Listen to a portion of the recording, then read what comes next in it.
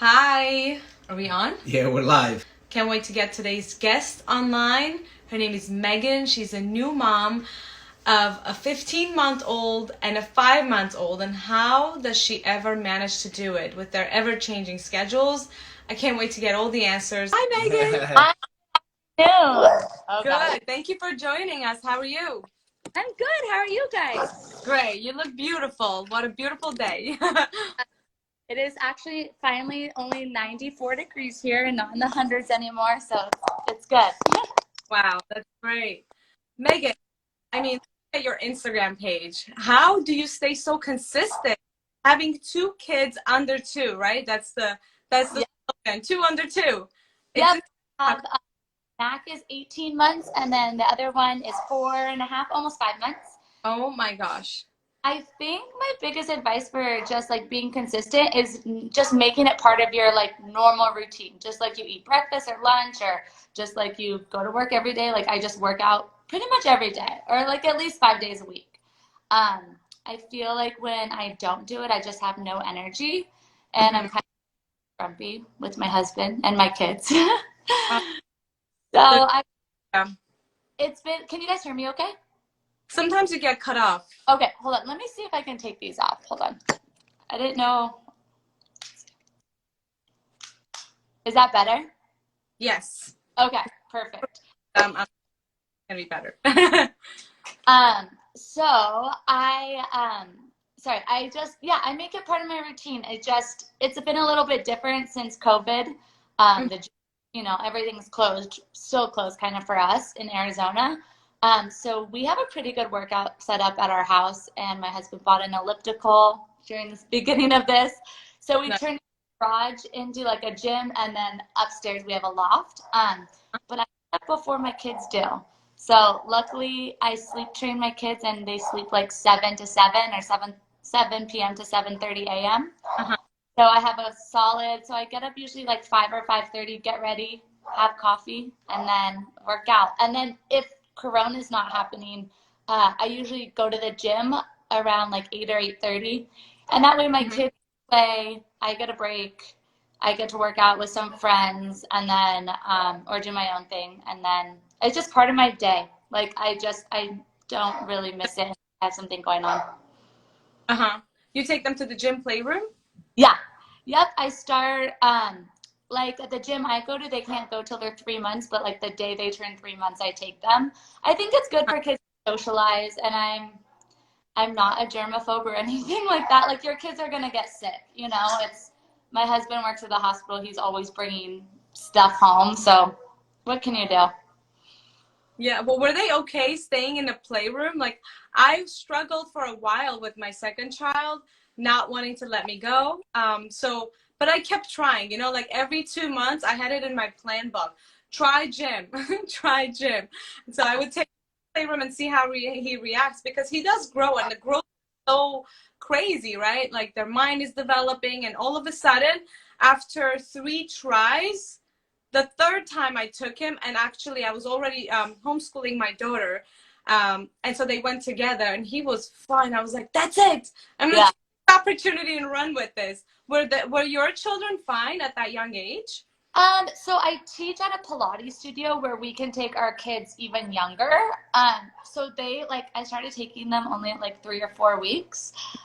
So they didn't know any different, like my kids just have never known any different. At the other gym that I work out at, that can't go until 3 months, they have like a baby room until they're 1. And then like, once they're 1 and can walk, then they can like go play with like in the bigger kids section. But they have cousins that always are there, and friends. I don't know. Some days they'll have like a hard day, like me leaving, especially my 18-month-old, he notices now when I leave. Yeah. And I'm with him all the time. So I think but I know it's good for them. So, and I know it's even like, I'm a better mom when I work out and I feel good. So even if it's hard, like it's hard when you see them cry, but then I'm like, he's fine. I don't know.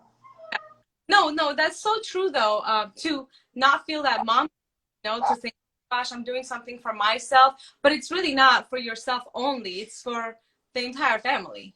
Yeah, absolutely. And I just feel like you know, my husband has a really hard schedule and I'm with the kids pretty much all the time. And, you know, we try to save sitters like for when we want to do a date night or, you know, go out with friends. Mm-hmm. I do feel like a little bit guilty getting a sitter like to go work out or something. So it's like I use the facility. I think it's good for them. Obviously, if they're sick, I won't take them. But yeah, I think it's really good. But I think parents really struggle leaving their kids like at the gym. Yeah, I see that all the time. Like I said, I've struggled myself. I only was able to start 3 months ago, and my son is now 25 months. So that was 2 months. Yeah. That's the only time I started working out, you know? Yeah, that's crazy. Yeah, yeah. But let's say, okay, so you're in quarantine now, and your husband is obviously working, right? So you wake up. When do you work out? You work out before the kids are up because you don't have the gym now. Yep. So I get up about 5 or 5:30, Mm-hmm. and I get people always like my friends always make fun of me, but I get ready for the day at that time. So like I get ready at 5:30 in the morning, like my makeup, I do my like put my hair up or put a hat on and put on clothes, and then that's it. And then unless we're going to something like at night where I need to get ready, but I take time away, you know, from my kids. Like what am I gonna do with them when I'm trying to get ready? So I get up, I get ready. I go usually do like cardio for like 30-ish minutes. I always watch a show. I think like people hate doing cardio because it gets boring, you know? So I usually just put on a show that like you don't really have to pay attention to, but it's like background noise. So I do that. And then if I have time, I'll do weights then. If not, I'll just do cardio. I'll get the dishwasher unloaded. Then I get both babies up. Uh-huh. And then when my little one goes down for his first nap, which is like, you know, 9 o'clock in the morning because they nap so much still, then when I just have my 18-month-old, we'll go up and he has like so many toys in the loft. So then I'll do weights then. So that's usually when I do my videos on Instagram. So it would be impossible to do cardio with him. Like it's really hard to work out with kids in general. Stay on it for 30 minutes to see results. Yeah, exactly. And so then, yeah, my bands or any kind of arm workout I do upstairs, and I just let him, like, ever since he was a baby, he just watches me. And half the time he has bands, plays. We have like a little trampoline up there and stuff. And I think it's really important for your kids to see that you are working out or that you're doing something for yourself, and it's not just always about them. Yeah. Mostly is about them. Yeah.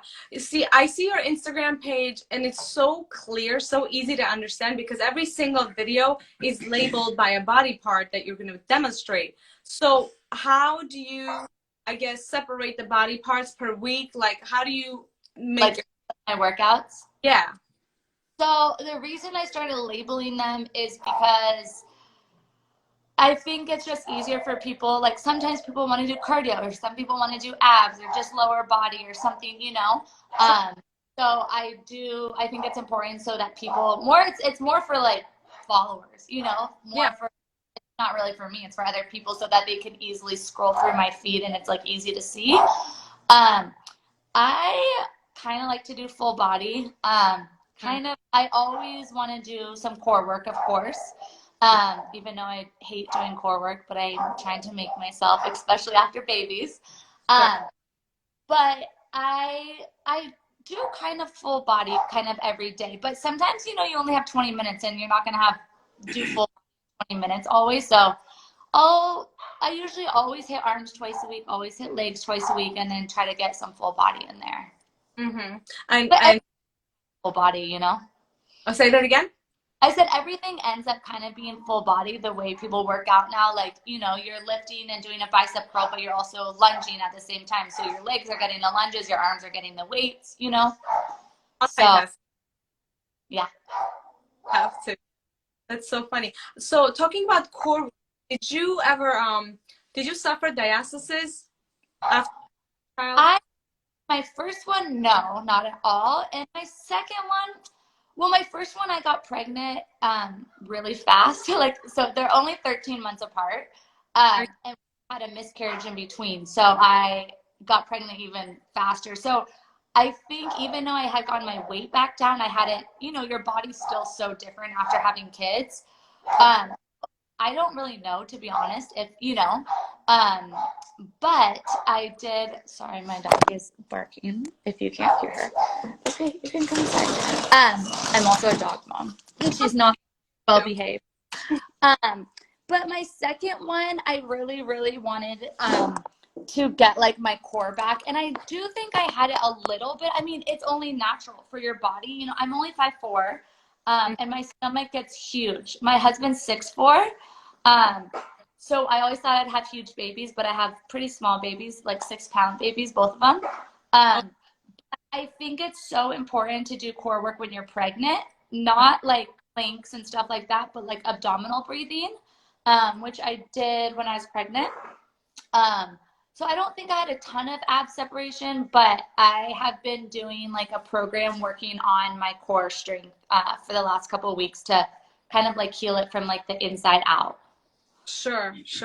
My babies were huge. My daughter was 7.5 and my son was almost 10 pounds. Oh my gosh, that's crazy. He went up to 42 weeks actually, and they told me like once he passes that, we have to induce you. And my thought was to go to a chiropractor because I planned a whole water birth experience, and I was like, I am not going to the hospital to get induced. So I said, I'm going to the chiropractor. If he's positioned wrong, they could just, put him in place. And that's exactly what happened. The prenatal chiropractor, literally 15 minutes of work on me, and the baby was I was in labor in 15 minutes. So that's crazy. They are different. Like my first one I got induced, but they like gave me, I wanted to do it naturally, like, or no epidural. So they me, and within 2 hours, like 2 hours and 20 minutes, he was in my arms. It was really short. Wow, that's amazing. Yeah. My second one came 3 weeks early, 2 days before Christmas, and my broke. And by my first contraction until when he was in my arms was 57 minutes. My first contraction was at 6, and we got to the hospital at 6:35, and he was born at 6:57. So you had both babies super fast. Do you think exercising while pregnant helped? I do think that it definitely helps during birth. Like I had my second one without an epidural as well. And I'm not pro epidural or against it. Like I don't care. Whatever you want to do, if you want to do a home birth, if you want to go to the hospital, if you want an epidural, if you don't, it is your body and no one knows your body like you do. So I think, but my plan was to not have one because I don't know, I just felt like it was okay to not have one.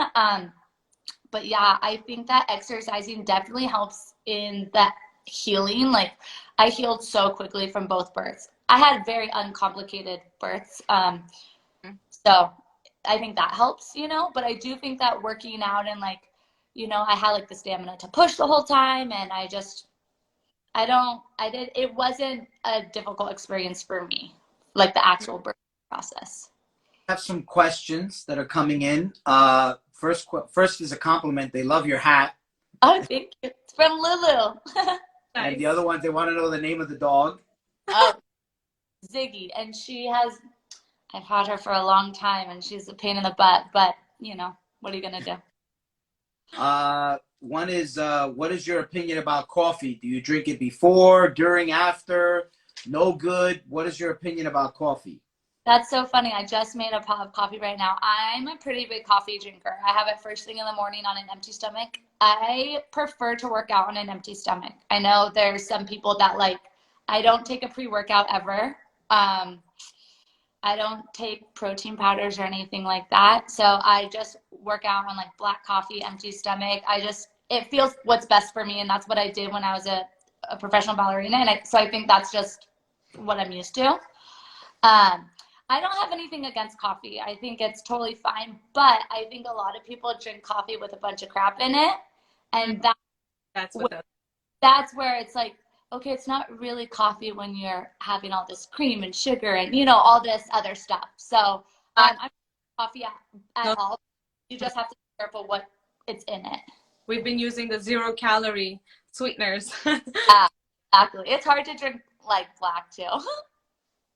They want to know, what is your meal plan? What kind of meal plan are you on? I was going to ask that actually. People ask me that all the time. That's so funny. I don't do macros. I don't really do anything. I try, my meal plan is just trying to like eat intuitively. So I try to eat, like I'm a vegetarian, or I eat some fish, but I don't eat meat. And I don't have anything against it. I cook it, whatever. My dad had a triple bypass and we just stopped eating it when I was younger. Anyways. I do feel like eating like whole foods. Like I go to the grocery store a lot. Like I buy everything pretty much fresh. It's so easy, especially with kids, to snack, they have a graham cracker, you have a graham cracker. They have goldfish, you have goldfish. So I think it's easy to get into that. So meal plan, like the best advice I have is just to try to eat like super whole, unprocessed foods, not like even the peanut butter. My husband is so smart, but I had to tell him, like, there are bad peanut butters out there and they're good peanut butters. All you need is like the peanut and maybe some salt in it, but you don't need hydrogenated oils and all that other, like, it's just crap. Like, you don't need that in stuff. So I think that trying to get enough protein in your body, they say like like however much you weigh is how many what grams you want. I don't get that much. I wish I did. What was your prenatal workout routine, and how far into the pregnancy did you stop, or did you even stop? And then how long after giving birth can you start back up?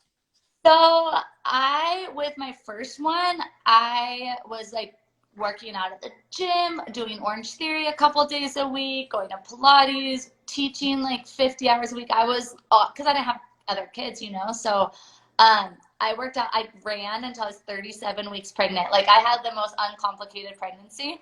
Wow. My husband and I worked out at the gym on Monday, and then I gave birth to him on Tuesday. So that is like, I literally taught class on Monday morning. We went to the gym later, and then I had him the next day. Mm-hmm. And then I took a little bit longer to go back with him, mostly because of childcare. Like, that is my honest answer.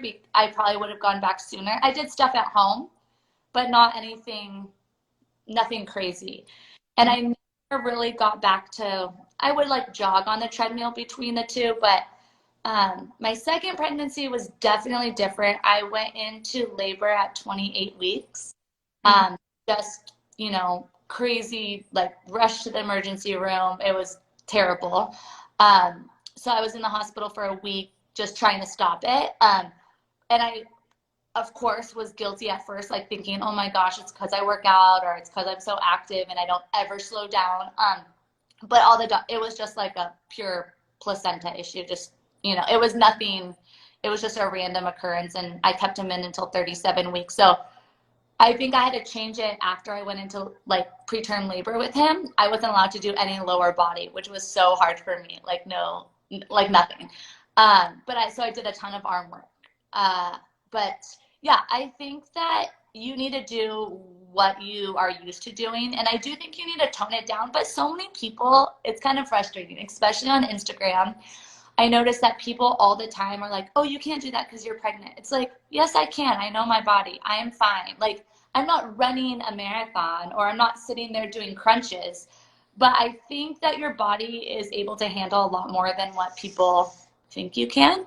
Yeah, we were talking today. You were saying, imagine I wish I would have worked out while I was pregnant. I just said that, yeah. I'd be so more advanced right now with everything. I probably would never got the diastasis. Yeah. I feel like, yes, my child was almost 10 pounds. And yes, I kept holding and carrying my toddler while pregnant, which put extra pressure. Yeah. But I was working out, or if I was just using bands, right, I would have not gotten it. And it's not like a terrible condition. It's healable, but it's so frustrating to do those vacuums, and then just to know that you have this weakness that I can't go full force and work out on abs. But what you just mentioned was so important, that you couldn't work out for a while on your lower body, but you kept pushing with your upper body. Yeah. It's so important to just not like stop because you have this one excuse or one thing that's working against you, right? Yeah, absolutely. And I do think, with everything was, like a little cup of tea here, but you have to make sure that you can't be so extreme that, like, I would never do anything to put my unborn child at risk, you know, or anything, of course, like that. Like my doctor told me, like, you cannot run, Megan, like, don't you dare run. So I didn't run. So I think that that's really important, to just know your limits. But also I think they always, at least my doctor, and I think most doctors say, you can do whatever you were doing before, you know? So like, if you were not that active before, don't like start, you know, when you're 30 weeks pregnant running, like your body won't handle that well. So I do think that like you need to advise your doctor. And I think that my next pregnancy, just because I had some issues with my second one, I think that of course I'll talk to my doctor and just, you know, see if she has any recommendations. But if you have a healthy pregnancy and you were working out before, there's nothing, I mean, just modify things, you know, like don't do anything. I always tell my clients, like the most important is that your stomach is not like, your stomach is not coning out this way when you're doing like an ab, like it needs to be flat and scooping the other way, you know, because when you cone, that's when you're putting pressure, and that's when, you know, you're going to get that. But it's just important to listen to your body, but be like comfortable with your OB or your midwife or whoever you see. Do you get to work out with your husband at all? Yeah, so he played college sports. He went to Notre Dame. He's like a huge sports guy, and he is like crazy at the gym. He like works out like a fiend. He's yeah, he loves working out, which is awesome. I think that's like kind of something that brought us together. We've been together for almost 10 years, so I love working out with him. He's just. How do your workouts change when you work out with your husband versus when you're working out by yourself? I just laugh the whole time when I'm with him. He's so strong, and he like works out like a dude. Like he does. He just like lifts heavy. And I just like laugh the whole time. But he's super creative. He's gotten really creative. He brought like his old CrossFit gym. They let them borrow equipment during quarantine. So he brought like a rower home, and before everything sold out, we had a lot of weights already, but he bought even more weights and bands.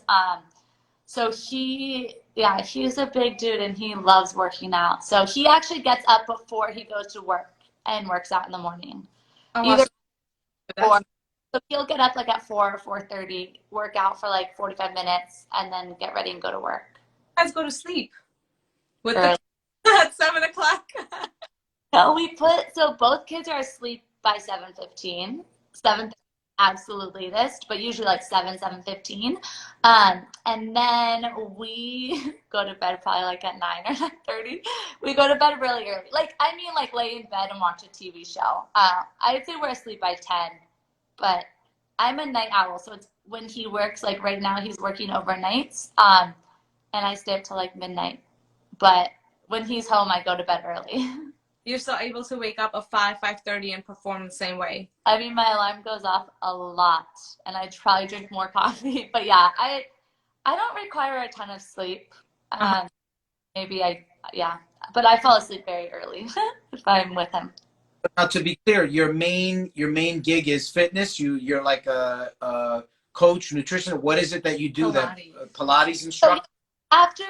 So I was a professional ballerina. I like ended up tearing both my hips. I needed surgery, and we were engaged at the time.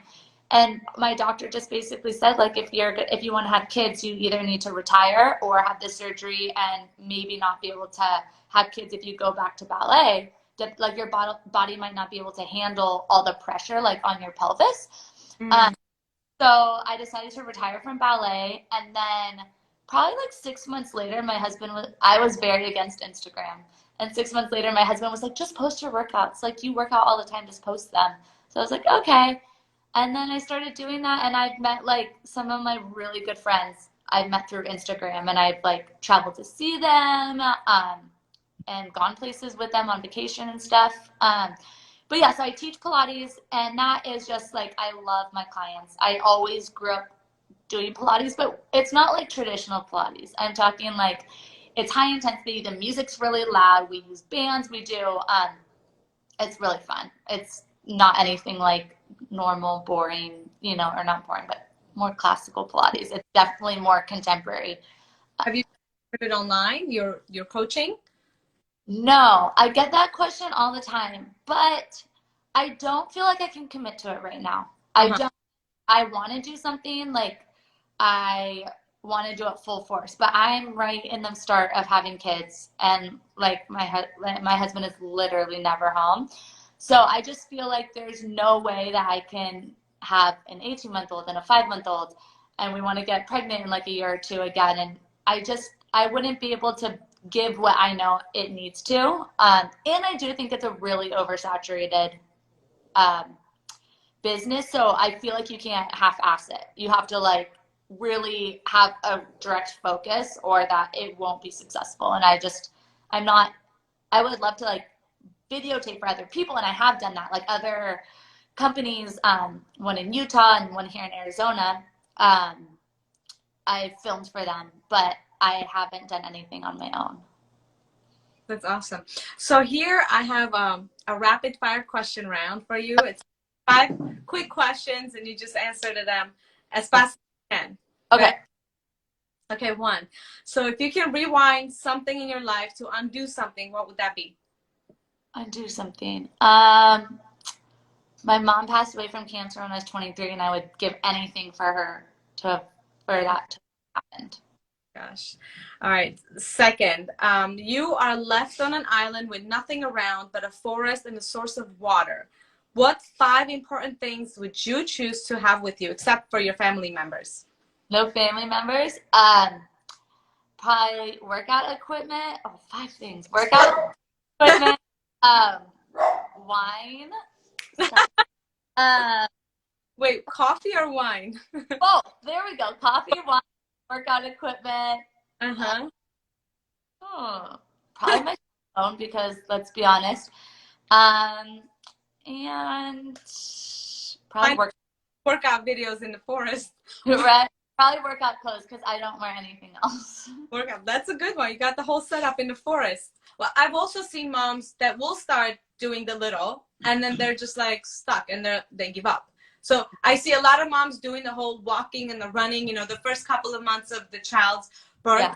app schedule goes crazy on you. It's all changing, Well, ever changing. my opinion about that is, first of all, you should get yourself some sort of a Fitbit so that you can count your steps. So if you know, just go random walks, they should be purposeful and goals. So I'm going to do 5,000 steps this walk, and then tomorrow I'm going to do 10,000 steps and 15,000 steps. So you have these measurable goals that you're monitoring, and it's a game. So you have to be able to say, okay, today we're going to minimum, no matter what, I'm going to do 10,000 steps. Even if it's just walking around the kitchen, walking up and down the stairs, I got to get my 10,000 steps in. And it'll keep you from sitting on the couch. It'll have you walking around with the kids. And walking around with the kids is core work as it is. You're burning calories. And so I think that's important that people get some sort of a Fitbit or some sort of a watch that's going to monitor and manage the step count. And then you start with that, and you start increasing the challenges. And I think like a buddy, having someone that's like likes to work out or that has the same end goal as you. And you can't like have a buddy that if you have 4 kids, you can't have a buddy that doesn't have any kids and that's single. Like it has to be somewhere kind of like in your same realm, you know? I think I have a ton of friends that all have young kids, so we literally just like if we have 5 seconds, we like will hang out outside of quarantine. But you know, we'll go and like kids will all play, and then we'll do like a fun workout together or something. But like you said, like you have to have some kind of goal. Like today I'm going to do 100 jumping jacks. Even if it takes me 5 sets to do, like I'll just do 100, and that's way better than sitting on your butt. Absolutely. We just did that today. I said, you know, I got to get you to do jump rope. We have to do jump rope. And we did 150 jumps, you know? Yeah, what's your opinion about weakened pelvic floor? Okay, so I experienced it with both, and I think that it's becoming very popular to talk about, which is so nice. Like, I mean, like, you know, my husband's a physician, knows literally nothing about it. And it's so funny to me because I'm like, but you like studied this, you know? But it's so, I have a best friend that had huge babies, like 9, 10-pound babies. She's super small. She's never had a pelvic floor issue ever.